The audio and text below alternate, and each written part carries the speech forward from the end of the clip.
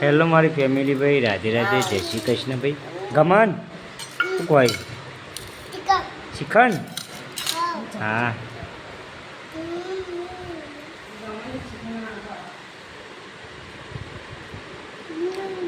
કેવો ગમે? હા મસ્ત. ભાઈ આપણે તો આજે બનાવી દીધું છે ઓબલીનું શાક. ઓબલી ફોલીને બનાવી દીધું શાક. શું કહેવું? ઘોરાઈને ઓબલાઈન ડુંગળાનું શાક નહીં મસ્ત ભાવશે.